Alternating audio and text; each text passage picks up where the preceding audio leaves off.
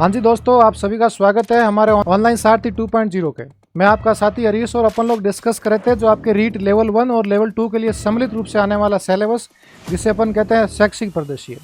ये आपके लगभग 20 नंबर का था और अपन लोगों ने पिछली 2 क्लासों में अच्छे से डिस्कस किया था कि राजस्थान में शैक्षिक परिदृश्य का किस प्रकार से विकास हुआ, अपने स्कूल एजुकेशन का किस प्रकार से विकास हुआ, या फिर कौन कौन से विभाग इसके लिए काम कर रहे हैं। तो जो अपनी लास्ट क्लास थी उसमें अपन लोगों ने डिस्कस किया कि राजस्थान स्कूल शिक्षा पद्धति थी, इसको अपन लोगों ने 3 भागों में बांटा था। एक आपका था कौन सा, माध्यमिक शिक्षा विभाग, एलिमेंट्री एजुकेशन। एक अपनी थी RSCRT और एक अपनी थी कौन सी, राजस्थान स्कूल शिक्षा परिषद। ठीक है, उसमें अपन लोगों ने अच्छे से पढ़ा इसकी स्थापना कब हुई थी, इसका उद्देश्य क्या, ये कौन कौन सा काम करती है, क्या क्या इनोवेशन करती है, विद्यालय के लिए कौन कौन सा काम करती है, या फिर अपने विद्यालय की 4 दीवारी में कौन कौन सा सहयोग करती है। उसके बाद अपन लोगों ने अच्छा सा क्या डिस्कस किया था, एक अभियान का नाम था क्या, समसा। तो अब अपनी 2 क्लास बचती है, अपनी 2 चीज़ें अब बचती है। जैसे अपन स्कूल शिक्षा परिषद में ये पढ़ा था अपन लोगों ने पद्धति के अंदर कि 3 भाग है। एक आपका भाग कहाँ पे था, निदेशालय स्तर पर था।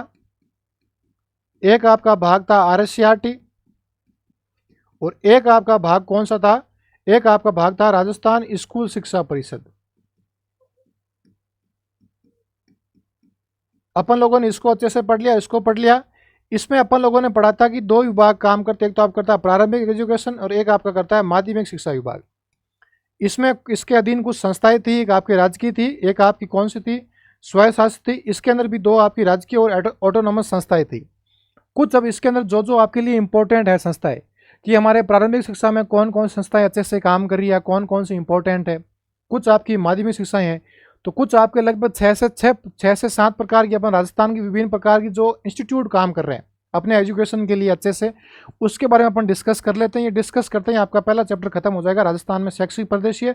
और कल वाली क्लास में अपन लोग डिस्कस करेंगे क्या, शिक्षण अधिगम के नवाचार। ठीक है, तो यदि मैं उसी अगली वाली कड़ी को मानते हुए अपने ये पढ़ा था, इसके बाद जो कुछ आपकी विभिन्न प्रकार क्या है संस्थाएं हैं, उसके बारे में वापस डिस्कस करते हैं। तो आज अपन सबसे पहले पढ़ेंगे संस्था, उसका नाम है डाइट। क्या नाम है, आज जो अपन सबसे पहले संस्था पढ़ेंगे उस संस्था का नाम है डाइट। तो देखिएगा डाइट संस्था क्या होती है, आपको किस प्रकार से काम करती है, तो अपन पढ़ेंगे, आज पढ़ेंगे अपन डाइट। यदि मैं डाइट की बात करूं तो डाइट की फुल फॉर्म आपकी क्या होती है, फुल फॉर्म होती है आपकी डिस्ट्रिक्ट इंस्टीट्यूट ऑफ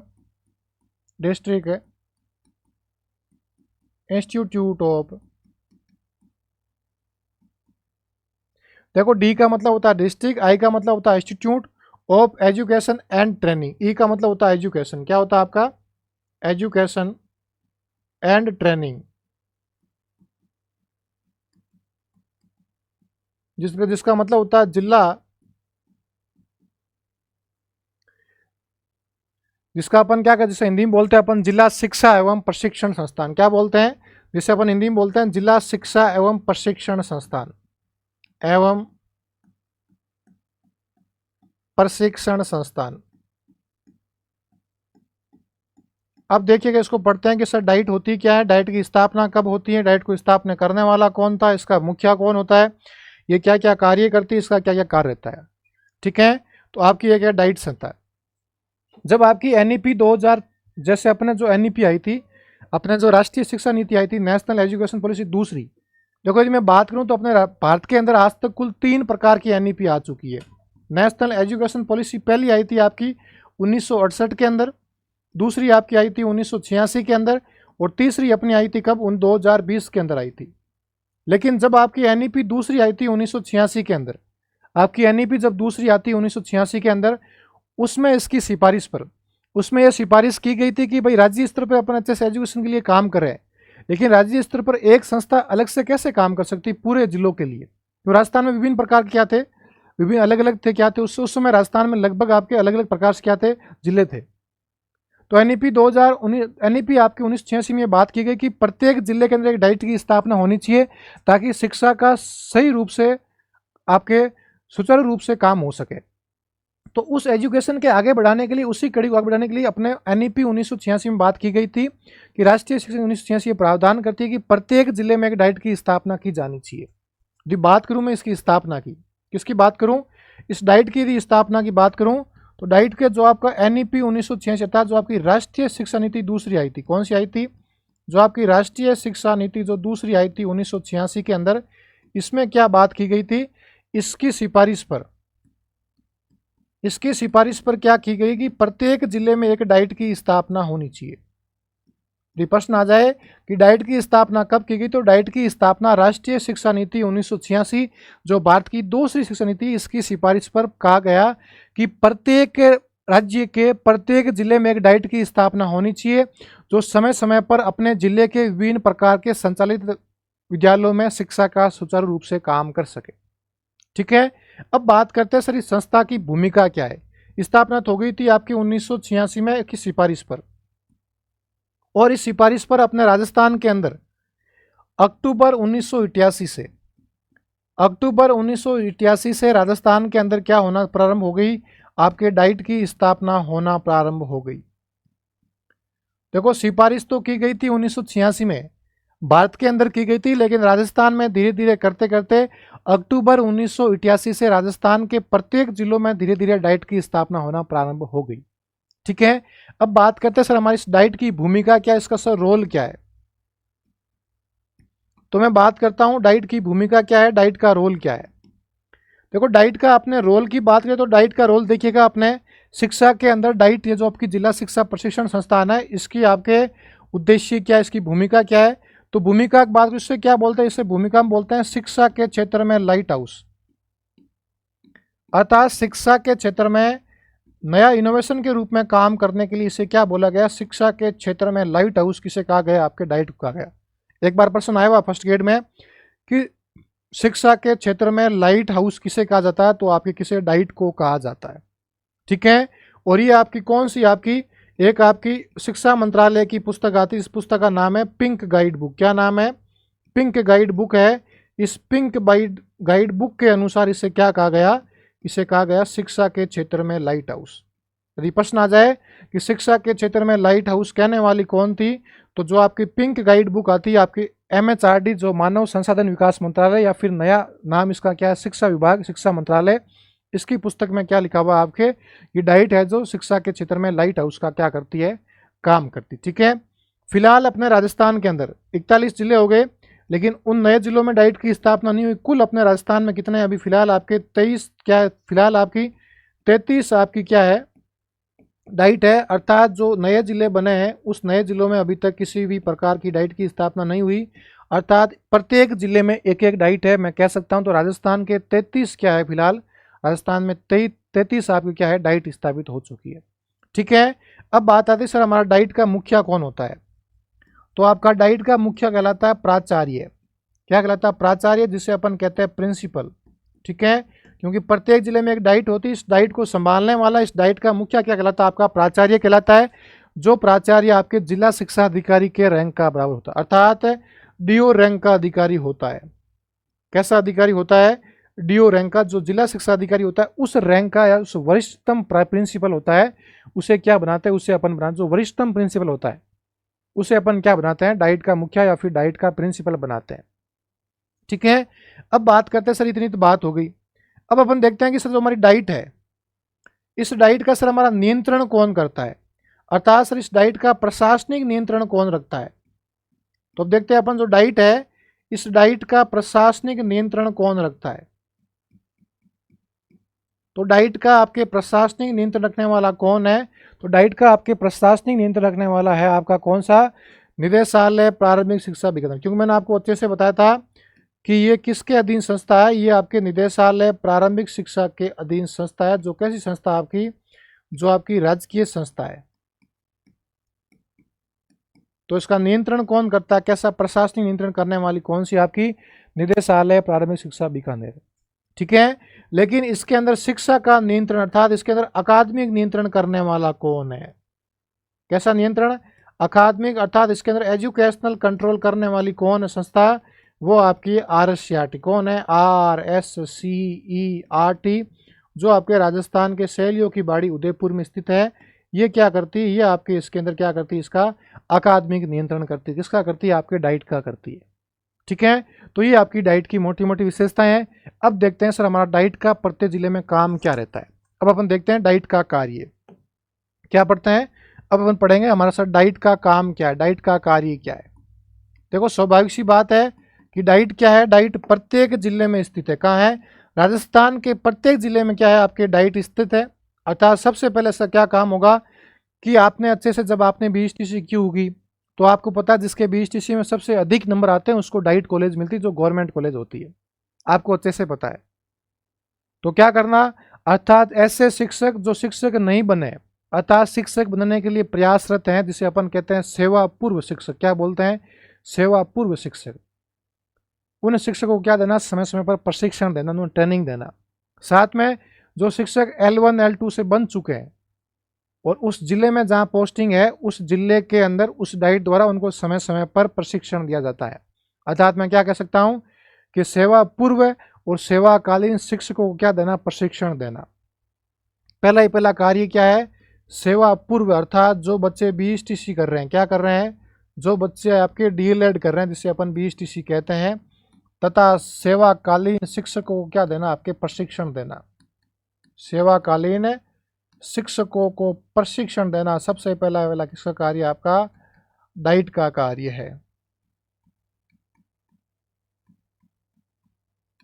देखिए भाई दूसरा क्या काम है, आपको पता है कि जो 5वीं बोर्ड एग्जाम होता है और 8वीं बोर्ड एग्जाम होता है, इस 5वीं और 8वीं बोर्ड का उस जिले में आयोजन कौन करवाता है, आपका डाइट करवाती है। अर्थात प्रत्येक जिले में जो डाइट है वो प्रत्येक अपने जिले में क्या करवाती, कक्षा 5वीं और कक्षा 8वीं के बोर्ड का परीक्षा का आयोजन करवाती। कौन कराती है, आपका डाइट करवाती है। तो मैं क्या कह सकता हूँ, कक्षा 5 व कक्षा 8, कक्षा 5 व कक्षा 8, कक्षा 5 व कक्षा 8 का जिले में आयोजन करवाना, क्या आयोजन करवाना, उसकी परीक्षा आयोजन करवाना, ठीक है, आयोजन करवाना, क्या करवाना, उसकी परीक्षा जिले के अंदर आयोजन करवाना। क्यों, जो आपका 5वीं बोर्ड 8वीं बोर्ड होता है तो ये सरकार क्या कहती है कि प्रत्येक जिले अनुसार होना चाहिए, तो उसे कौन करवाता है, आपका ये आपका डाइट करवाता है। फिर क्या कह सकता हूँ इसको मैं, इसे अपन क्या बोलेंगे, फिर ये क्या करेगी, ये विभिन्न प्रकार के बच्चों के वजह से कह सकते हैं, विभिन्न जो आपके डाइट में जो पढ़ते हैं शिक्षक पढ़ते हैं, या फिर मैं बात करता हूँ आपका, देखो RSCRT क्या काम करती है, RSCRT आपकी सिलेबस तय करती है, तो उसको सहयोग देने का काम कौन करती है, आपकी डाइट करती है। तो मैं क्या कह सकता हूँ, जो आपका पाठ्यक्रम है, विभिन्न प्रकार का पाठ्यक्रम है, उन पाठ्यक्रम पढ़ाने वालों की पाठ्यचर्या क्या रहनी चाहिए, साथ में विभिन्न प्रकार के जो 5वीं 8वीं बोर्ड के मूल्यांकन होते हैं, उस मूल्यांकन के कार्यों में, मूल्यांकन में क्या करना, जो आपकी RSCRT है, इस RSCRT को क्या देना, इस RSCRT को सहयोग करना किसका काम है, आपका सहयोग करना किसका काम, आपके डाइट का काम है, ठीक है। और सबसे बड़ी क्या बात है कि जो आपकी इंपॉर्टेंट बात याद क्या करनी, जो आपकी डाइट है, ये डाइट क्या है, डाइट आपके जिले की सर्वोच्च अकादमिक संस्था है। क्या है, प्रत्येक जिले की सर्वोच्च अकादमिक संस्था क्या है, वो आपकी डाइट है।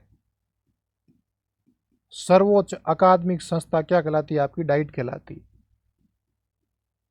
और राजस्थान राज्य की सर्वोच्च अकादमिक संस्था कौन सी है, वो आपकी RSCRT है, ठीक है। तो जिला स्तर पर आपकी जिले की सर्वोच्च अकादमिक संस्था कहलाती डाइट, और राज्य स्तर पर कौन कहलाती है, आपकी RSCRT कहलाती है। आपको अच्छे से पढ़ाया होगा, ठीक है। तो ये आपकी RSCRT संस्था थी। चलो और कुछ अपन पढ़ते हैं अपनी एलिमेंट्री एजुकेशन के अंदर आपकी कौन कौन संस्थाएं हैं। एक आपने पढ़ा होगा, एक आपका एलिमेंट्री संस्था जिसका नाम था राजस्थान मदरसा बोर्ड, आपने अच्छे से पढ़ा होगा, मैंने लिखाया है। एक का नाम है राजस्थान मदरसा बोर्ड। छोटी छोटी बातें फटाफट देख लो, ज़्यादा इसमें कुछ है नहीं। तो राजस्थान मदरसा बोर्ड का सबसे पहले बात करें, इसका मुख्यालय कहाँ, तो इसका मुख्यालय आपके जयपुर के अंदर, क्या है, जयपुर के अंदर है। और इस संस्था की आपकी स्थापना कब होती है, इसकी स्थापना होती है आपके वर्ष 2003 के अंदर होती है। कब होती है, इसकी स्थापना होती है आपके वर्ष 2003 के अंदर। और यदि मैं और संस्था की बात करूं तो एक आपकी संस्था आती है जो आपके राजस्थान में शिक्षा के लिए काम कर रही है, उसका नाम है क्या, राजस्थान शिक्षा कर्मी बोर्ड। अर्थात जो आपके टीचर है, इन टीचरों का अलग से एक बोर्ड बना हुआ जिसे कहते हैं राजस्थान शिक्षा कर्मी बोर्ड, ठीक है। और इस राजस्थान शिक्षा कर्मी बोर्ड की भी स्थापना कहाँ पर की गई, आपके राजस्थान की राजधानी जिसे मैं क्या कहता हूँ, जयपुर के अंदर क्या की गई, आपके शिक्षा कर्मी बोर्ड की स्थापना की गई थी। कब की गई थी, आपके 1987 में की गई। कब की गई, इसकी स्थापना की गई आपके 1987 के अंदर इसकी स्थापना की गई, ठीक है। तो ये कुछ आपकी छोटी छोटी संस्थाएं थी। अब एक अपन संस्थाएं पढ़ते हैं, राजस्थान राज्य भारत स्काउट एंड गाइड। क्या है, ये आपकी सारी किसकी प्रारंभिक शिक्षा की संस्था है, जिसका क्या नाम है, राजस्थान राज्य, राजस्थान राज्य भारत स्काउट एवं भारत स्काउट एवं गाइड संस्थान। इसकी स्थापना कहाँ होती है? इसकी स्थापना आपकी होती है जगतपुरा जयपुर के अंदर। कहाँ होती है? जगतपुरा जयपुर के अंदर इसकी क्या होती है? स्थापना होती है। और इसकी स्थापना कब होती है? इसकी स्थापना होती है आपके वर्ष 1958 के अंदर। क्या, सॉरी, वर्ष 1950 में होती है। और कब होती? डेट आपकी इसकी होती है 7 नवंबर 1950 को क्या होती है? इसके आपके भारत राज्य एवं स्काउट एंड गाइड की आपकी स्थापना होती है। ठीक है। अब एक मोटी मोटी संस्था देखो अपन, ये कुछ छोटी छोटी संस्था है जो आपकी प्रारंभिक शिक्षा और माध्यमिक शिक्षा के अधीन कार्यरत है। यहाँ से कई बार सीधा प्रश्न आता है कि भाई साहब अपने कह सकते हैं कि मदरसा बोर्ड का मुख्यालय कहाँ पर है, या फिर शिक्षाकर्मी बोर्ड का मुख्यालय कहाँ पर है। तो यहाँ से आपके कई बार प्रश्न आता है। ठीक है। तो अब अपन छोटी छोटी और संस्थाएं देख ले, 2-4 संस्थाएं जहाँ से प्रश्न आने की गुंजाइश रहती है। एक आपकी संस्था, उसका नाम है बालिका शिक्षा फाउंडेशन। क्या संस्था का नाम है? संस्था का नाम है बालिका शिक्षा फाउंडेशन। आपको अच्छे से कराया था। जो किसके अधीन कार्यरत है? जो आपके माध्यमिक शिक्षा के अधीन क्या है? अधीन कार्यरत संस्था है, जिसका क्या नाम है? माध्यमिक बालिका शिक्षा फाउंडेशन। जिसे बोलते हैं बालिका शिक्षा फाउंडेशन। शॉर्ट फॉर्म क्या है? बालिका शिक्षा फाउंडेशन बोलते हैं, BSF। ये क्या करती है? विभिन्न प्रकार के जो बच्चों को पुरस्कार मिलते हैं, या फिर विभिन्न प्रकार जो बाल कल्याण योजनाएं हैं, या फिर बच्चों को विभिन्न प्रकार क्या प्रदान करना? छात्रवृत्ति प्रदान करना। किसका काम? आपके BSF का काम है। ठीक है। इसकी स्थापना आपकी कब होती है? इसकी स्थापना, सबसे पहले बात करूं इसकी स्थापना, तो इसके आपके BSF की स्थापना होती है आपके 30 मार्च 1995। कब होती है? 30 मार्च 1995 को। और कहाँ होती है? आपके राजस्थान की राजधानी जयपुर के अंदर क्या होती है? इस आपके BSF की स्थापना होती है 30 मार्च 1995 को। क्या होती है? इसकी आपकी स्थापना होती है। ठीक है। अब इसका कार्य क्या है? देखो, सौभाग्य सी बात है, क्या करना? नाम ही ऐसा है बालिका शिक्षा। तो क्या करना? बालिका शिक्षाओं को बढ़ावा देना। सबसे पहला क्या काम है? बालिका शिक्षा को बढ़ावा देना। बालिका शिक्षा को बढ़ावा देना किसका काम है? ये काम है आपका BSF का। तथा उनके लिए 2 काम करना। क्या करना? एक तो उनके लिए विभिन्न प्रकार की योजनाओं को संचालित करना। साथ में क्या करना? राज्य के विद्यालयों में पढ़ने वाली बालिकाओं के लिए विभिन्न प्रकार क्या प्रदान करना? उनको छात्रवृत्ति प्रदान करना, जिनके माध्यम से छात्राएं विद्यालय में आए तथा विद्यालयों का नामांकन पूर्ण रूपेण सही रहे और विद्यालयों में किसी प्रकार की बालिकाओं की शिक्षा में कोई कमी नहीं रहे। मानो कोई गरीब घर से बच्ची आ रही है, या कोई पिछड़े वर्ग से बच्ची है, या फिर दूर दराज से आ रही, तो उन बालिकाओं को आने के लिए विभिन्न प्रकार को प्रोत्साहन करना। तो प्रोत्साहन करने के लिए क्या करो? उनके लिए योजना चलाओ, या फिर विभिन्न प्रकार से उनको क्या करो? उनको छात्रवृत्ति प्रदान करो। वो किसका है? वो आपके बालिका शिक्षा फाउंडेशन का स्थान है। ठीक है। एक संस्था है, अपन 2-3 संस्थाएं और देख लेते हैं कौन कौन संस्थाएं आपकी काम कर रही है। एक आपकी संस्था है IASC। क्या संस्था है? एक संस्था, ये इंपॉर्टेंट, देखो ये 2-3 संस्थाएं आपकी बहुत इंपॉर्टेंट है। इस संस्था का नाम है IASC। क्या नाम है? संस्था का नाम है IASC, जिसकी फुल फॉर्म है इंस्टीट्यूट ऑफ एडवांस। क्या नाम है? आई का मतलब होता है institute, institute of advance, institute of advanced studies in education. क्या होता है? एस का मतलब होता है स्टडीज इन एजुकेशन, और जिसकी फुल फॉर्म क्या? जिसकी फुल फॉर्म होती है उच्च शिक्षण संस्थान। क्या होती है? उच्च शिक्षण संस्थान। और ये आपको पता है अपने राजस्थान के अंदर 2 जगह स्थित है, एक तो आपके अजमेर में, एक आपके बीकानेर के अंदर। जिसे क्या बोलते हैं? जिसे अपन बोलते हैं उच्च शिक्षण संस्थान। ठीक है। अब ये बात करते हैं ये होता क्या सर? इसकी स्थापना क्या होती है? किस प्रकार से होती है? ठीक है। उच्च अध्ययन होगा। क्या होगा? उच्च अध्ययन शिक्षण या फिर शिक्षा संस्थान। नाम वापस देख लो भाई कि इसका क्या फुल फॉर्म है। इसकी फुल फॉर्म है उच्च अध्ययन शिक्षा संस्थान।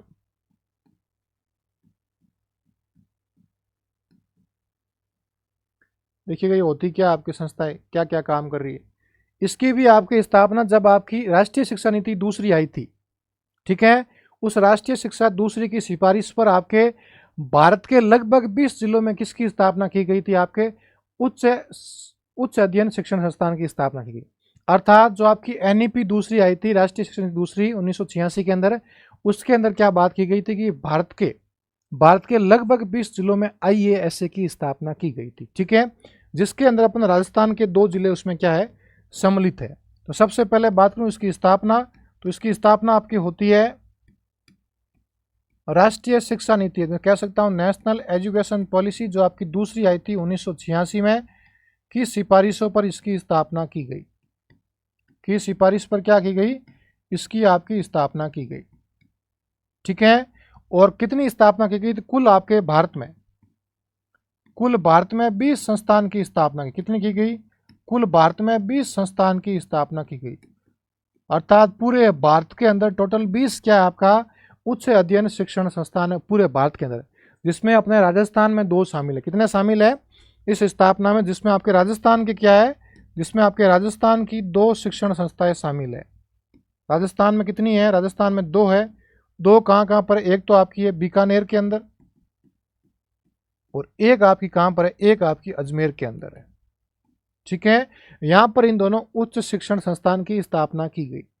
यदि बात करूं मैं, बीकानेर है, ये आपके राजस्थान में पहली, राजस्थान का पहला है, क्या है ये, राजस्थान का पहला कौन सा, राजस्थान का पहला आपका बीकानेर है, और दूसरा कौन सा, अजमेर है। अर्थात आईएएसए की स्थापना एनईपी दूसरी 1986 के सिफारिश पर की गई थी, जिसमें भारत में लगभग 20 आईएएससी संस्थानों की स्थापना की गई, जिसमें राजस्थान के 2 संस्थान आपके क्या शामिल है, पहला कौन सा अजमेर, दूसरा कौन सा आपका बीकानेर। अब देखो इसका कार्य क्या रहता है, अब देखो इस आईएएसए का कार्य क्या है। अब यहां से प्रश्न आज तक आया तो क्या है, इस आईएएसए की फुल फॉर्म आई है, और ये पूछा कि राजस्थान में कुल कितने आईएएसए कार्य करती है, तो राजस्थान में 2, एक आपके बीकानेर में, एक अजमेर में, ये पहला है और ये आपका सेकंड है। और सबसे बड़ा इंपॉर्टेंट यहाँ से प्रश्न आया तो इसकी फुल फॉर्म का 2-3 बार प्रश्न आया कि आईएएसए की फुल फॉर्म क्या है। अब देखना है सर हमारी इस आईएएसए का कार्य क्या होता है। तो देखो आईएएसए का मोटा मोटा क्या कार्य है कि जो सेवा पूर्व अर्थात जो बीएड कर रहा है, या फिर जो एमएड कर रहा है, या फिर जो व्याख्याता की ट्रेनिंग ले रहा है, या फिर जो वरिष्ठ अध्यापक की ट्रेनिंग ले रहा है, उनको एक तो क्या करना, ट्रेनिंग देना। अर्थात मैं क्या कह सकता हूं कि सेवा पूर्व प्लस सेवाकालीन शिक्षकों का प्रशिक्षण देना। क्या करना, सेवा पूर्व व सेवाकालीन शिक्षकों को प्रशिक्षण देना, सेवाकालीन शिक्षकों को प्रशिक्षण देना। जिसके हाईएस्ट टॉप रैंक होती है, जिसके टॉप नंबर होता है, एंट्रेंस एग्जाम होता है, उनको ये कॉलेज मिलती है आईएएससी। इसको मिलने के बाद जो बच्चे बीएड कर रहे हैं, या फिर जो मास्टर इन एजुकेशन, जो मास्टर या फिर एमएड कर रहे हैं, या फिर जो व्याख्याता के लिए कुछ ट्रेनिंग, उनको ट्रेनिंग करवाना, या फिर जो व्याख्याता वरिष्ठ शिक्षक आपको सेकेंड ईयर टीचर है, उनको क्या, उनको ट्रेनिंग प्रदान करना, सारा किसका काम है आपका, ये सारा आपके आईएएससी का काम है। किसका है, आईएएससी का काम है। अर्थात जो बीएड कर रहे हैं उनको ट्रेनिंग देना, एमएड वाला ट्रेनिंग देना, या फिर जो मास्टर बन चुके हैं, फर्स्ट ग्रेड है, सेकंड ग्रेड है, उनको भी क्या देना, आपके समय समय पर ट्रेनिंग देना, किसका काम है, आपके आईएएससी के काम है। साथ में क्या काम है कि शिक्षा के क्षेत्र में नवाचार लाना। क्या है, शिक्षा के क्षेत्र में नवाचार लाना, शिक्षा के क्षेत्र में नवाचार लाना किसका काम है, नवाचार करना, ये भी आपके आईएएससी का काम है। ठीक है, तो छोटी सी आपकी संस्था, इसके मोस्ट इंपॉर्टेंट है, आपके ज़्यादातर यहाँ से प्रश्न आते हैं। अब कई बार इतना डीप पढ़ते हैं कि इसको बीकानेर की स्थापना कब होती, अजमेर क्या होती, यहाँ तो इतना आपका डीप प्रश्न नहीं आता। आपको इतना ध्यान रखना है क्योंकि आपके फर्स्ट ग्रेड में इतना डीप आता है, हालांकि उसमें भी नहीं आता, उसमें सीधा प्रश्न आता है कि आईएएससी की फुल फॉर्म क्या है, और आईएएससी की संस्थान राजस्थान में कितने कार्यरत है, 2 काम करते हैं, तो बीकानेर में करता है, एक अजमेर में करता है, जिसकी फुल फॉर्म क्या है, institute of advance studies in education. इतना आपको याद करना, जिसमें 1986 की एनईपी के रूप में इसकी सिफारिश की गई थी। जो भारत के अंदर कुल 20 संस्थान है, जिसमें राजस्थान में आपके 2 शामिल है। ठीक है, अब देखो आपकी 2 संस्थाएं और बचती इंपॉर्टेंट। एक आपकी संस्था, उसका नाम है आरएसओएस। क्या नाम है, उस संस्था का नाम है आरएसओएस, जिसे अपन क्या बोलेंगे, जिसे अपन बोलेंगे राजस्थान स्टेट ओपन स्कूल। क्या बोलेंगे, राजस्थान स्टेट ओपन स्कूल, जिसे अपन बोलेंगे राजस्थान राज्य खुला विद्यालय, राजस्थान राज्य खुला विद्यालय। अब देखिए क्या है, इसकी स्थापना कब होती है, कहाँ होती है, इसका अध्यक्ष कौन है, क्या है, इसके भी थोड़ी अपन डिस्कस करते हैं। इसका नाम क्या है, आरएसओएस। चलो भाई देखिए आरएसओएस क्या है। देखो आरएसओएस की स्थापना आपकी होती है 21 मार्च 2005 को। कब होती है, 21 मार्च 2005 को स्थापना होती है। कहाँ पर होती है, आपके जयपुर में होती है। तो सबसे पहली आती सर इसकी स्थापना कब होती है, इसकी स्थापना आपके होती है 21 मार्च 2005 को। कहाँ होती है, 21 मार्च 2005 को इसकी सबसे पहले क्या होती है, स्थापना होती है। अब इसकी स्थापना होती कहाँ पर है सर? इसकी स्थापना आपके होती है जयपुर में। कहाँ पर होती है? जयपुर के अंदर होती है। और इसकी स्थापना किसके तहत होती है? तो जो आपकी राजस्थान संस्था पंजीकरण अधिनियम 1958 है, इसके तहत क्या होती है, इसकी स्थापना होती है। किसके तहत होती है? राजस्थान संस्था पंजीकरण अधिनियम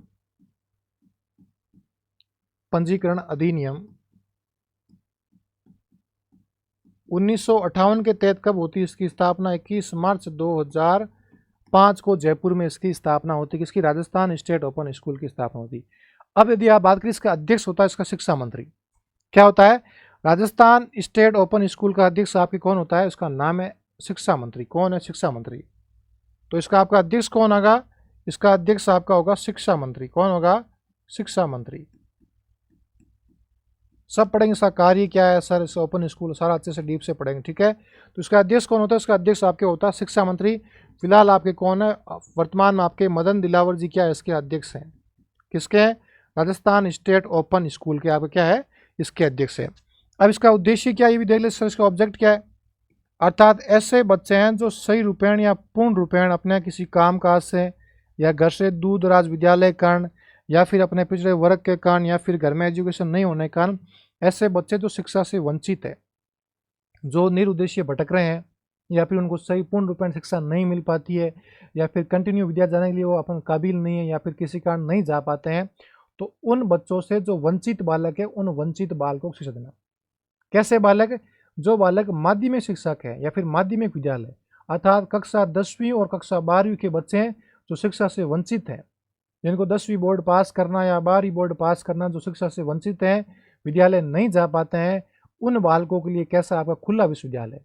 आपको एग्जाम विद्यालय नहीं जाना है, कुछ भी नहीं करना है, आपको होमवर्क करना, कुछ नहीं करना, आपको सिर्फ एग्जाम देना है। साल में आप 2 बार इसका एग्जाम दे सकते हैं, ठीक है। और आप जब ऐसे आप मान चलो आप सही ढंग से नहीं पढ़ पा रहे हैं, विद्यालय नहीं जा पा रहे, किसी कारणवश आपके घर में स्थिति नहीं है या फिर किसी कारणवश कोई वैसी पहले किसी ने पढ़ाई छोड़ दी है, मतलब किसी भी उम्र का बच्चा पढ़ाई दे सकता है।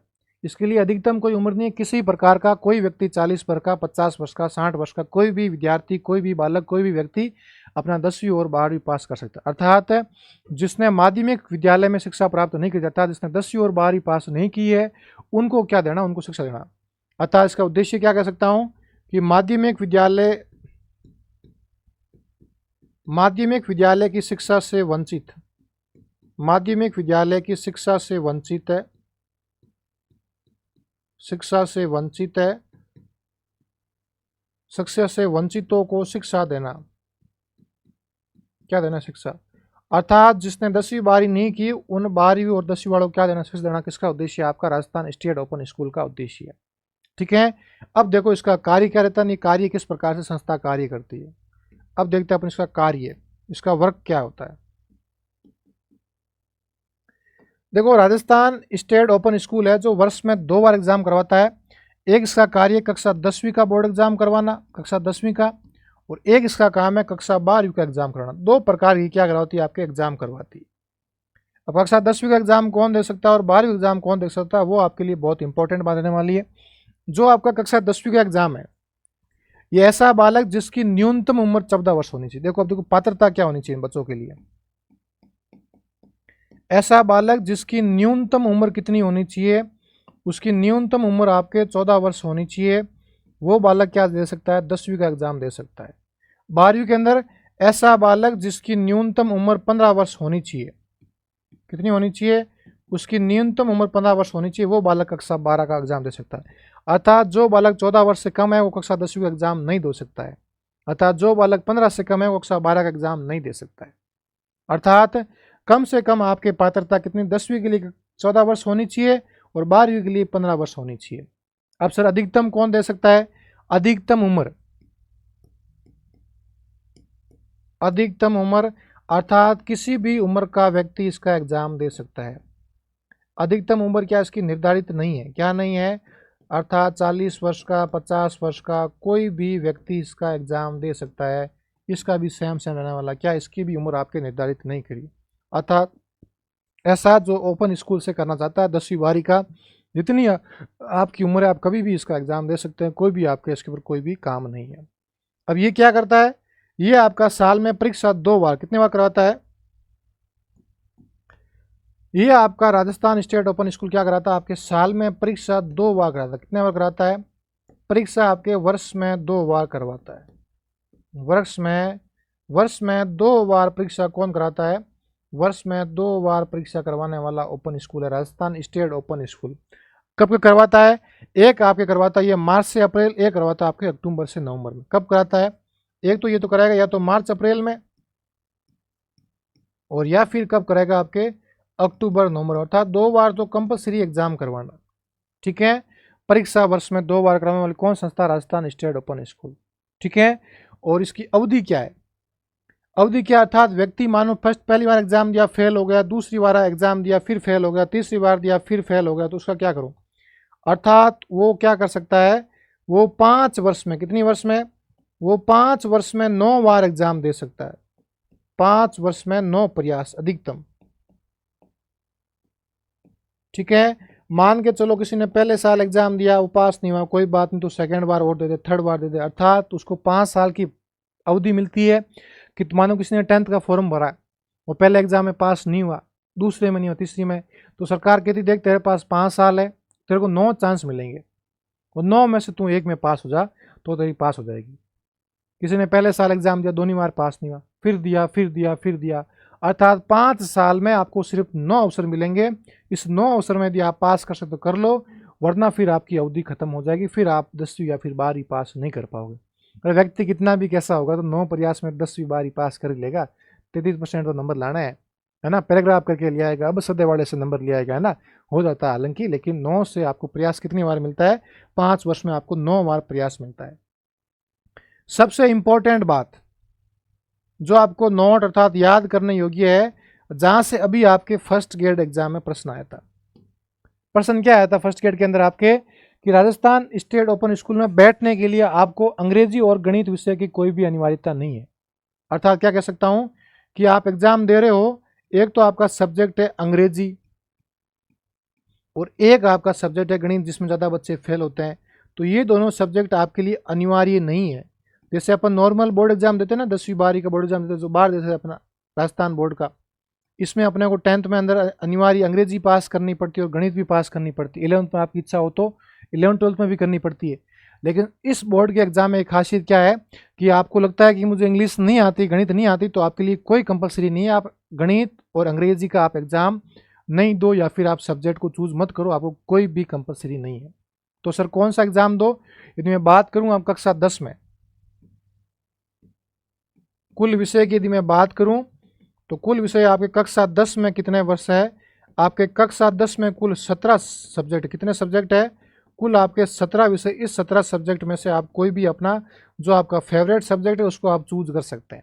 और कक्षा 12 में कितने, कक्षा 12 में आपके 27 विषय है, कितने विषय हैं, कक्षा 12 में आपके 27 विषय हैं। इन दोनों विषय में से, इन विषय में से आपको चूज करके आप कक्षा 12 का एग्जाम दे सकते हैं। लेकिन हिंदी और अंग्रेजी ऐसे सब्जेक्ट हैं जो आपके लिए कंपलसरी नहीं है। ठीक है, तो यहाँ से आपको इंपॉर्टेंट मान के चीज चलनी है। तो ये आपकी संस्था है राजस्थान स्टेट ओपन स्कूल। स्थापना कब होती है आपकी, 21 मार्च 2005 को जयपुर में होती है। अध्यक्ष शिक्षा मंत्री है। 10वीं 12वीं बोर्ड का एग्जाम करवाती है। न्यूनतम बच्चे की उम्र 14 वर्ष होनी चाहिए, 10वीं में, 12वीं 15 वर्ष होनी चाहिए, अधिकतम उम्र कोई नहीं है। परीक्षा साल में 2 बार होगी और आपको 5 साल में 9 चांस मिलेंगे। आपको एग्जाम पास करना तो करो, वरना घर पे बैठ जाओ, ऐसा सरकार का रूल है। ठीक है, एक संस्था जो आपके लिए बहुत इंपॉर्टेंट है उसको अपन पढ़ लेते हैं। आपका है राजस्थान माध्यमिक शिक्षा बोर्ड। क्या नाम है इस संस्था का, नाम है राजस्थान माध्यमिक शिक्षा बोर्ड। जिसने आपने अच्छे से एग्जाम दिया होगा, किसका, 10th का दिया, 12th का दिया, और सबसे बड़ा आपने एग्जाम दिया होगा रीट को। और आपका रीट का एग्जाम कौन कराती है, राजस्थान माध्यमिक शिक्षा बोर्ड।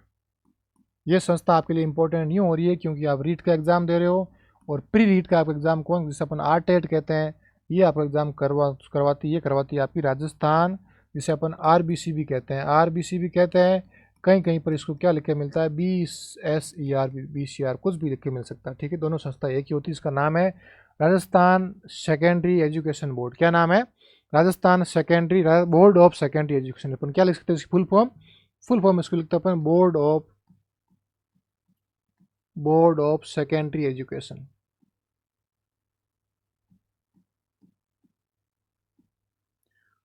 ठीक है। अब देखो ये आपकी माध्यमिक शिक्षा बोर्ड क्या क्या काम करता है, क्या क्या इसका वर्क है, क्या क्या नहीं इसकी स्थापना होती है, सब अच्छे से पढ़ते हैं। यदि बात करूं सबसे पहले इसकी स्थापना होती है आपके 4 दिसंबर 1957 को। कहाँ होती है? जयपुर में होती है। हालांकि आपके मन में आएगा सर ये फिलहाल तो अजमेर में है, अजमेर में है, लेकिन सबसे पहले इसकी स्थापना कब होती है आपकी? 4 दिसंबर 1957 को जयपुर के अंदर होती है। समझिएगा पूरी बात को अच्छे से। स्थापना की बात करूं इस राजस्थान माध्यमिक शिक्षा बोर्ड की, तो सबसे पहले इसकी स्थापना वो होती है इसकी 4 दिसंबर 1957। कब होती है इसकी स्थापना? इसकी स्थापना होती है आपकी 4 दिसंबर 1957 को। ठीक है। और इसकी स्थापना कहाँ होती है? सबसे पहले इसकी स्थापना आपकी होती है राजस्थान की राजधानी जयपुर के अंदर। किसकी स्थापना होती है? राजस्थान माध्यमिक शिक्षा बोर्ड की स्थापना 4 दिसंबर 1957 को मुदालियर आयोग की सिफारिश पर। किसके आयोग पर होती है आपकी? मुदालियर आयोग की सिफारिश पर। मुदालियर आयोग की सिफारिश पर आपके Rajasthan board of secondary education की स्थापना कहाँ पर होती है? आयोग की सिफारिश पर इसकी सबसे पहले स्थापना आपकी होती है राजस्थान की राजधानी जयपुर के अंदर। कब होती है? 4 दिसंबर 1957 की स्थापना होती है आपके जयपुर के अंदर। फिर क्या होता है?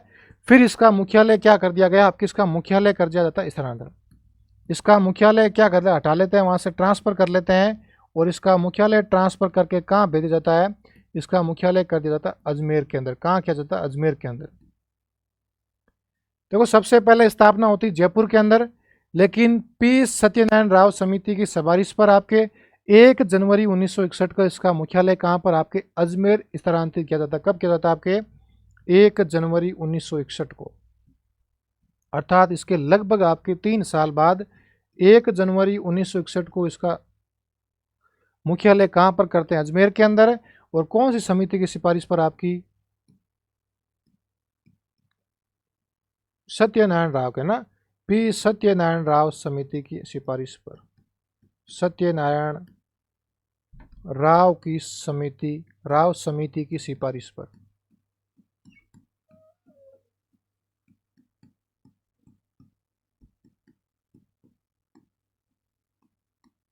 ठीक है।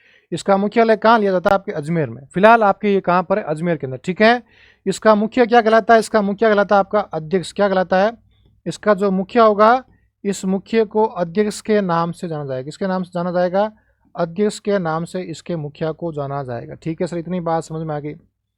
इसमें कुल कितने सदस्य या फिर कुल कितने मेंबर होते हैं? तो इसमें मेंबर आपके होते हैं 36। कितने मेंबर होते हैं इसके अंदर? 36 मेंबर होते हैं। लेकिन मैं क्या बात करूं आपके 2018 के अंदर, लेकिन आपके वर्ष 2018 के अंदर सरकार ने कहा था कि हम 5 सदस्य और बढ़ाएंगे। क्या बढ़ाएंगे? हम 5 सदस्य और बढ़ाएंगे, लेकिन अभी तक बढ़ाए नहीं है। यदि आपके ऑप्शन में 41 आ जाए तो 41, 36 है, 36 दोनों ध्यान रखना है।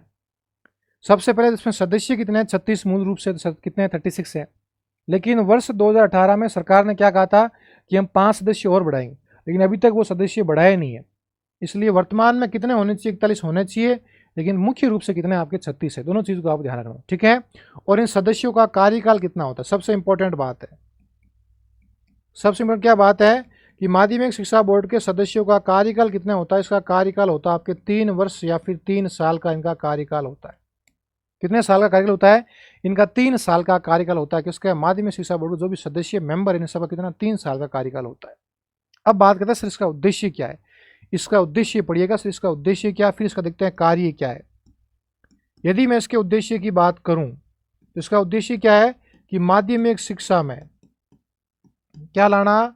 माध्यमिक शिक्षा में गुणवत्ता लाना। माध्यमिक शिक्षा में गुणवत्ता लाना किसका काम है? आपका ये आपका है माध्यमिक शिक्षा बोर्ड का क्या काम है कि माध्यमिक शिक्षा में गुणवत्ता लाना। ये आपके माध्यमिक शिक्षा बोर्ड की काम है। ठीक है। और इसके साथ ही क्या करना? गुणवत्ता और साथ में एक रूपता लाना। शिक्षा को एक जगह अर्थात इंटीग्रेटेड रूप में अर्थात एक रूपता लाना किसका काम है? आपका ये माध्यमिक शिक्षा का काम है। अब देखते हैं इसका कार्य क्या है। अब 12 आपका कि सर माध्यमिक शिक्षा विभाग के क्या क्या कार्य या फिर जो आपका माध्यमिक शिक्षा बोर्ड अजमेर है इसके कार्य कौन कौन से रहने वाले, इसके अपन थोड़ी सी डिस्कस कर लेते हैं। यदि मैं कार्यों की बात करूं सबसे पहले तो आपको अच्छे से पता होगा जो भी आपकी माध्यमिक शिक्षा के स्कूल है उन स्कूलों की मान्यता प्राप्त करना। क्या करना? जो भी आपके प्राइवेट विद्यालय हैं इन प्राइवेट विद्यालयों को क्या देना? मान्यता देना। किसका काम है? ये आपका माध्यमिक शिक्षा बोर्ड का क्या काम है? उनको सबसे पहले तो मान्यता प्राप्त करना। क्या करना? उन विद्यालयों को मान्यता देना किसका काम है? माध्यमिक शिक्षा बोर्ड का काम है।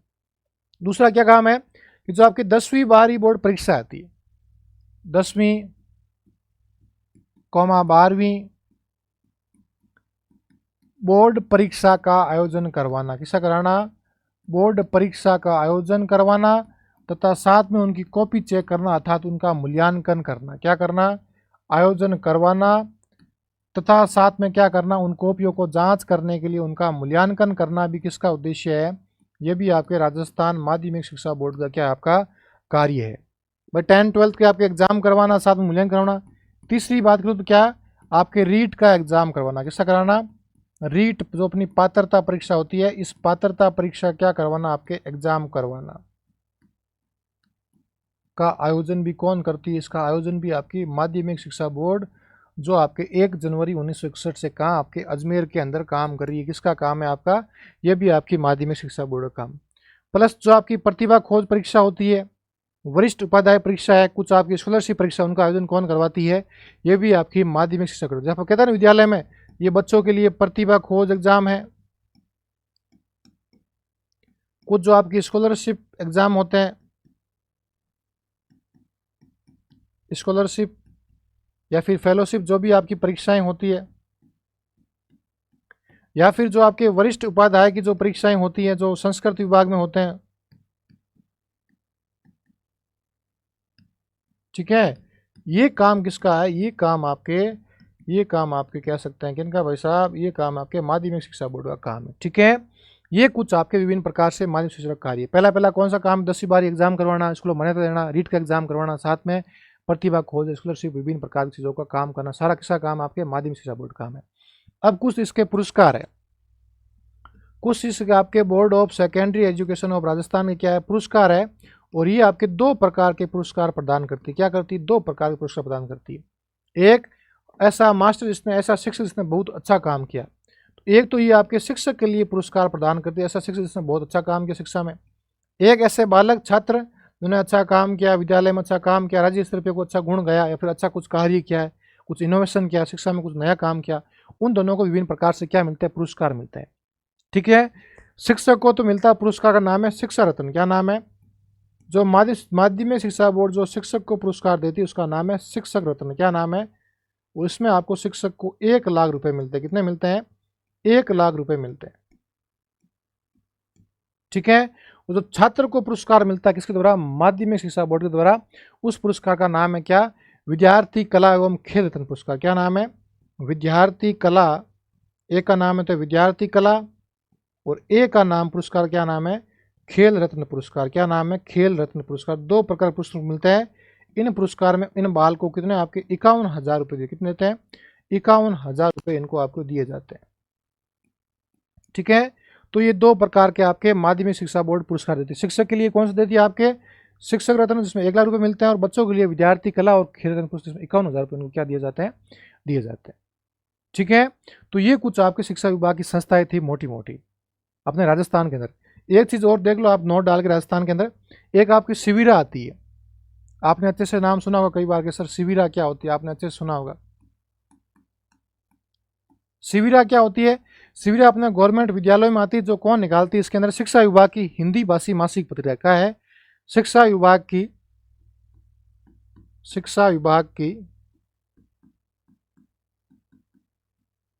हिंदी भाषी मासिक पत्रिका। क्या है?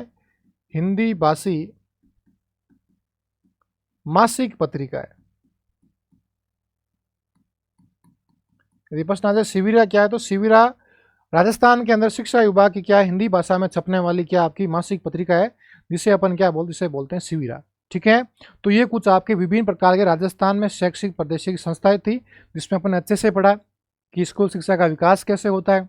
फिर अपन राजस्थान स्कूल शिक्षा जो परिषद थी, या फिर जो आपकी अपने भाई कह सकते हैं उसमें अपन 3 संस्थान बांटे थे। तो पढ़ा था प्राथमिक शिक्षा निदेशालय, ये माध्यमिक शिक्षा, ठीक है, उसके अंदर कौन कौन संस्था है काम जो इंपॉर्टेंट आपके लिए।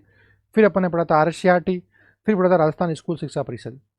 सब संस्थाओं को अपने अच्छे से डिस्कस किया था कि राजस्थान में प्राथमिक शिक्षा का दिन कौन कौन संस्थाएं हैं, माध्यमिक शिक्षा का कौन कौन से काम कर रही है, इसके अंदर जो आपकी इंपॉर्टेंट संस्था थी उन सबको डिफरेंस किया। या फिर जो आपकी माध्यमिक शिक्षा बोर्ड और प्राथमिक शिक्षा बोर्ड के अधीन, उन विभाग के अधीन जो इंपॉर्टेंट जो विभिन्न इंस्टीट्यूट है, जो आपके सरकारी है चाहे ऑटोनोमस है, सबको अपन लोगों ने अच्छे से डिस्कस किया था।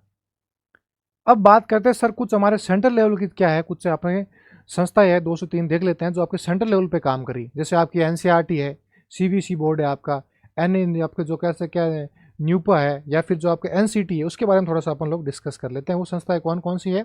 और उसके बाद आपका जो पहला चैप्टर है राजस्थान शैक्षिक परिदृश्य वो खत्म हो जाएगा। हालांकि आपको राजस्थान का ध्यान रखना है, लेकिन अपन 4 संस्थाओं को नाम दे दूँ उनकी स्थापना को थोड़ा सा देख लेते हैं, ठीक है। तो फटाफट देख लेते हैं अपने जो राष्ट्रीय स्तर पर कौन कौन सी संस्थाएं काम करी शैक्षिक परिदृश्य के अंदर। राष्ट्रीय स्तर पर फटाफट पढ़ लेते हैं ना, 2 से 4 संस्थाएं है, उसके बाद आपका पहला चैप्टर पूरा हो जाएगा और फिर अपन पढ़ेंगे कल वाले क्लास में शिक्षण अधिगम के नवाचार, ठीक है। तो पहली आपकी संस्था कौन सी है, आपकी होती है एनसीईआरटी। एनसीईआरटी जैसे अपने राजस्थान में कौन सा है आरसीईआरटी, वैसे नेशनल लेवल पे कौन काम कर रही है आपकी एनसीईआरटी काम हो रही है। इसका क्या नाम, जैसे फुल फॉर्म क्या है आपको पता है, एन से हो जाएगा national council of educational and research training. क्या नाम है, एजुकेशनल एवं रिसर्च ट्रेनिंग, ठीक है। अब इसका नाम क्या पता आपको, क्या राष्ट्रीय शैक्षिक एवं अनुसंधान परिषद। फुल फॉर्म क्या है, राष्ट्रीय शैक्षिक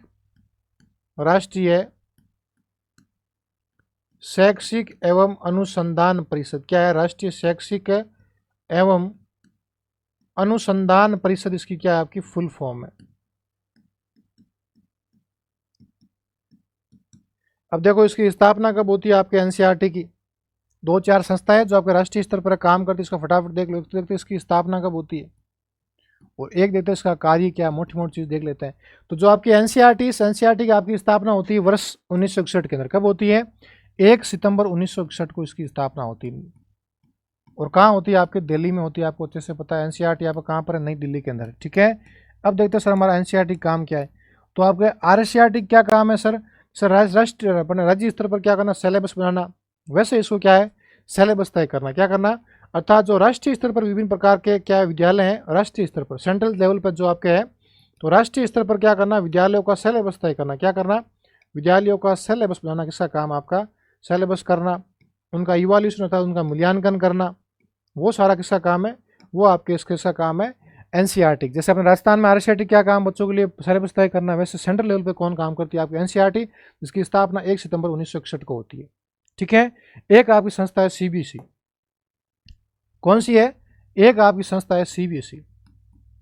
जैसे अपना आरबीसी राजस्थान में है ना, राजस्थान, या फिर जिसका नाम है माध्यमिक शिक्षा बोर्ड, वैसे ही सेंट्रल लेवल पे कौन काम करिए आपकी, केंद्रीय माध्यमिक शिक्षा बोर्ड। क्या नाम है इसका, नाम है केंद्रीय माध्यमिक शिक्षा बोर्ड। जैसे अपना राजस्थान माध्यमिक शिक्षा बोर्ड है ना, वैसा कौन सा है, केंद्रीय माध्यमिक शिक्षा बोर्ड।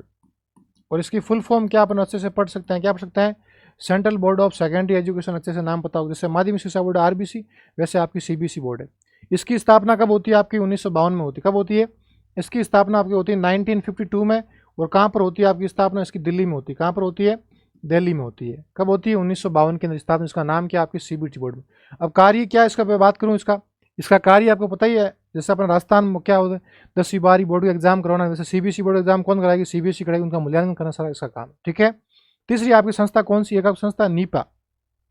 क्या नाम है, एक आपकी संस्था का नाम है नीपा, NIEPA। क्या नाम है, नीपा। अब देखिए नीपा संस्था क्या होती है, इसकी फुल फॉर्म क्या, इसका कार्य क्या, स्थापना देखो। नीपा की आपकी फुल फॉर्म है national institute of,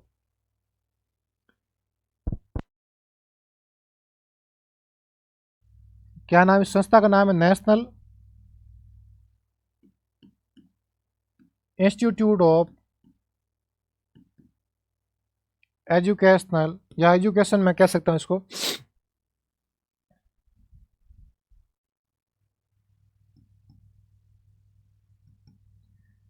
educational planning and administration. क्या होगा, एडमिनिस्ट्रेशन, ठीक है। तो क्या नाम है, national institute of educational planning and administration. इसकी फुल फॉर्म क्या है, राष्ट्रीय शैक्षिक आयोजन इसकी फुल फॉर्म क्या है? राष्ट्रीय शैक्षिक आयोजना एवं प्रशिक्षण संस्थान। क्या नाम है? आयोजना एवं प्रशासन संस्था। क्या नाम है? एवं प्रशासन संस्था। ये इसकी आपकी फुल फॉर्म रहने वाली। ठीक है, अब देखते हैं इसकी स्थापना क्या होती है, मोटे मोटे रूप से देख लेते हैं। नीपा की स्थापना, इस नीपा की स्थापना कहाँ होती है? देखिए, सबसे पहली बात है, नेशनल लेवल पे जो भी काम करी लगभग आपके दिल्ली में स्थापना रहेगी। ठीक है, इसकी स्थापना कब होती है? 1979 के अंदर। और कहाँ होती है? आपको अच्छे से पता है, दिल्ली में होती है। ठीक है, इसका कार्य क्या है? जो आपकी NEP 2000 जो आपकी नई शिक्षा नीति आई थी उस टाइम में, या फिर जो आपकी राष्ट्रीय शिक्षा नीति आई थी, जो पहली 1968 में आई थी, फिर दूसरी आने के लिए प्रयासरत थे 1986 में। तो राष्ट्रीय शिक्षा नीति में क्या करना? सहयोग करना। क्या करना? राष्ट्रीय शिक्षा नीति में सहयोग करना। ये किसका काम था? आपके नीपा काम था। किसका काम था? नीपी का काम था। ठीक है, और एक आपके लस्ट देख लो, संस्था जो आपके नेशनल लेवल पे काम करी है, जिसका नाम था क्या? NCT। क्या नाम है? NCT, जिसे बोलते हैं national council of teacher education. क्या है? National council for teacher education. ये संस्था का नाम देख लो आप, national council of teacher education.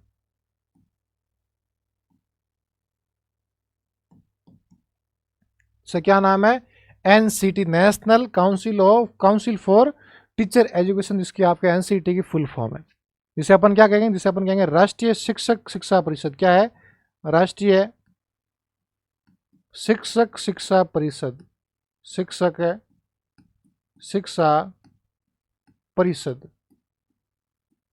ये इसकी आपकी फुल फॉर्म रहने वाली। ठीक है, और इसकी स्थापना आपकी कब होती है? 1995 में होती। कब होती है? 1995 में होती है। कहाँ पर होती है? आपके दिल्ली में होती है। अर्थात जो राष्ट्रीय स्तर पर आपके क्या है, शिक्षक है, उन शिक्षकों को समय समय पर ट्रेनिंग देने का कार्य करता है। और शिक्षक शिक्षा के लिए क्या आपके अच्छे से कार्य करती है, वो क्या? NCERT है। और सबसे बड़ी बात क्या है कि जो शिक्षक शिक्षा है ना, टीचर एजुकेशन है, उनको ट्रेनिंग देना, उनको समय समय पर प्रशिक्षण प्रदान करना। तो शिक्षक शिक्षा की सर्वोच्च अकादमिक संस्था है। क्या है? सर्वोच्च अकादमिक संस्था है। सर्वोच्च अकादमिक संस्था कौन सी? आपकी NCT है। ठीक है, तो ये कुछ आपके विभिन्न प्रकार की राजस्थान में शैक्षिक परिदृश्य था। फिर उसके साथ में जो नेशनल लेवल पर शिक्षा के लिए कुछ काम करी, उसके बारे में अपन डिस्कस किया था। लेकिन मैं चाहता हूं आपकी एक चीज और लिखा था, राजस्थान में जो शिक्षा के लिए कौन कौन से आयोग काम कर रहे हैं, या फिर कह सकते हैं भारत में जो शिक्षा के लिए कौन कौन से आयोग काम कर रहे हैं। एक लास्ट आपकी चीज छूट रही, जिसका नाम है भारत में प्रमुख शिक्षा के आयोग। सिर्फ नाम पढ़ लेते, इनकी स्थापना कब होती है? तो भारत में प्रमुख शिक्षा के आयोग कौन कौन से, उसके अपन लोग डिस्कस कर लेते हैं। देखो, भारत में अपने शिक्षा के लिए मैं बात करूं, भारत के स्वतंत्र होने के बाद, तो पहला आपका आयोग था, उसका नाम क्या था? भारतीय उच्च शिक्षा आयोग। क्या नाम था? पहले का नाम था भारतीय उच्च शिक्षा आयोग, शिक्षा आयोग। और जिसका का दूसरा नाम क्या था? विश्वविद्यालय आयोग। क्या था? इसका दूसरा नाम था विश्वविद्यालय आयोग, या फिर इसी का क्या नाम था? राधाकृष्ण आयोग। क्या नाम था? राधाकृष्ण आयोग, जिसकी आपकी स्थापना होती है 1948-49 में। कब होती है? जिसकी स्थापना होती है 1948 में, और 1949 में अपनी रिपोर्ट पेश करता है। जिसके आपके अध्यक्ष कौन थे? इसका अध्यक्ष थे आपके प्रोफेसर राधाकृष्ण। कौन थे? राधाकृष्ण इसके क्या थे? अध्यक्ष थे। और इन्हीं के नाम पर क्या पड़ा? इनका नाम पड़ा था क्या? राधाकृष्ण आयोग। क्या पड़ा? राधाकृष्ण आयोग इनके नाम पर पड़ा था। ठीक है, कब आया था? 1948-49 में। और इसका उद्देश्य क्या था? इसका उद्देश्य देखिए, सीधी बात है, क्या है? जैसा नाम वैसा क्या है? उच्च शिक्षा में सुधार करना। क्या करना? उच्च शिक्षा में सुधार करना, इसका क्या था? उद्देश्य था। उच्च शिक्षा में सुधार करना किसका उद्देश्य था? आपके सुधार करना, उस उद्देश्य था आपके किसने? भारतीय उच्च शिक्षा आयोग का उद्देश्य था। ठीक है, चलो भाई, दूसरा देखिए, दूसरा कौन सा आयोग आया था आपका? दूसरा आपका आयोग है जिसका नाम था माध्यमिक शिक्षा आयोग। क्या नाम था इसका? दूसरा नाम था माध्यमिक शिक्षा आयोग, या फिर इसी का नाम था मुदालियर आयोग। क्या नाम था इसी का? आयोग का नाम था मुदालियर आयोग।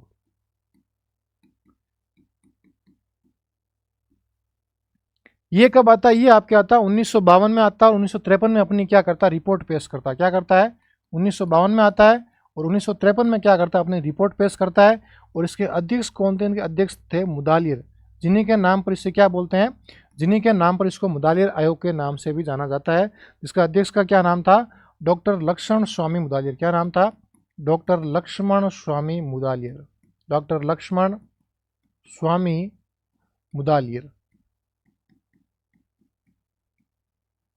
ठीक है, ये इनके क्या थे, अध्यक्ष थे। और इसका उद्देश्य क्या, सौभाग्य सी बात है, तो उद्देश्य क्या है कि माध्यमिक शिक्षा में सुधार करना। क्या करना, माध्यमिक शिक्षा में सुधार करना। और साथ में इसका मोटा मोटा दूसरा उद्देश्य क्या था, प्लस माध्यमिक शिक्षा बोर्ड की स्थापना करना। क्या करना, माध्यमिक शिक्षा बोर्ड की स्थापना करना। ठीक है, तीसरा आयोग देखो भाई, तीसरा आयोग कौन सा आपका, पहला आपका हो गया विश्वविद्यालय, दूसरा हो गया माध्यमिक शिक्षा, एक आपका इंपॉर्टेंट है विश्वविद्यालय अनुदान। कौन सा आएगा आपका, यूजीसी आयोग, जिसे अपन क्या बोलते हैं, इसे बोलेंगे विश्वविद्यालय, विश्वविद्यालय अनुदान आयोग, अनुदान आयोग। और इसकी भी अपन देख लेते हैं, ये अनुदान आयोग जो अपने कॉलेज के लिए विभिन्न, जो आपके यूजीसी नेट है इसके लिए एग्जाम करवाना, उसके लिए इसने प्रयास किया था, जिसकी स्थापना आपकी कब होती है, 1956 में होती है। कब होती है, 1956 में होती है, आयोग आया था। ठीक है, एक आपका लास्ट आयोग, इसका नाम है कोठारी आयोग। क्या नाम है, एक आयोग का नाम है कोठारी आयोग। और कोठारी आयोग कब आता है, 1964 में आता है। और 1966 में क्या करता है, अपनी रिपोर्ट पेश करता है। इसी को अपन क्या जानते, इसको जानते हैं भारतीय शिक्षा आयोग। क्या नाम है, इसी का नाम है भारतीय शिक्षा आयोग, भारतीय शिक्षा आयोग।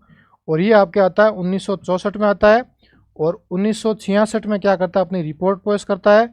और इसके अध्यक्ष कौन थे, इसके अध्यक्ष थे डॉक्टर दौलतमल कोठारी। कौन थे, इसके अध्यक्ष थे आपके दौलतमल कोठारी। ठीक है, तो ये कुछ आपके भारतीय शिक्षा के लिए विभिन्न प्रकार से क्या आए थे, आयोग आए थे। इन्होंने अपने समय समय पर अच्छे से क्या किया था, कार्य किया था। ठीक है, इस प्रकार से जो आपका पहला सिलेबस है। और एक बात सुनिएगा, जैसे कभी कभी जो भी आपको डाउट हो, तो डाउट अपना टेलीग्राम चैनल है, टेलीग्राम चैनल का नाम देखिएगा, हरीश जानी सर है। इस टेलीग्राम ग्रुप को ज्वाइन करिएगा, मेरा पर्सनल चैनल है। और आपको कोई भी किसी प्रकार की समस्या हो, तो साइकोलॉजी से, टीचिंग मेथड आपका, स्कूल मैनेजमेंट है, या आप कुछ भी प्रश्न पूछ सकते हैं। यहाँ पर विभिन्न प्रकार के आपको जो प्रीवियस क्वेश्चन पेपर आपको मिल जाएंगे, साथ में आपको नई पीडीएफ मिल जाएगी, या फिर साथ में नए आने वाले क्वेश्चन आपको सारे यहाँ मिल जाएंगे। ठीक है, एकदम फ्री ऑफ कॉस्ट है, इस टेलीग्राम को ज्वाइन कीजिएगा। और इस प्रकार से आपका पहला चैप्टर होता है पूरा, जिसमें अपन अच्छे से पढ़ा था राजस्थान में शैक्षिक परिदृश्य क्या होता है, कौन कौन से विभाग काम करते हैं, शिक्षा का विभाग कैसे होता है, स्कूल शिक्षा का डेवलपमेंट कैसे होता है, कौन कौन सा विभाग किस प्रकार से काम कर रहा है, आरएससीईआरटी कैसे काम करती है ना, और स्कूल शिक्षा परिषद कैसे काम करता है, सबको अपन अच्छे से पढ़ा था। बाकी कल वाले क्लास में डिस्कस करेंगे, जिसका नाम रहेगा चैप्टर का शिक्षण अधिगम के नवाचार अर्थात इनोवेशन इन टीचिंग एजुकेशन। उसको अपन अच्छे से डिस्कस करेंगे। तब तक अच्छे से रहिए, मस्त रहिए। आशा करता हूँ आपको क्लास बहुत अच्छी लगी होगी, कमेंट करके बताइएगा। और मिलते हैं अगली क्लास में, तब तक सभी को बाय बाय, टेक केयर।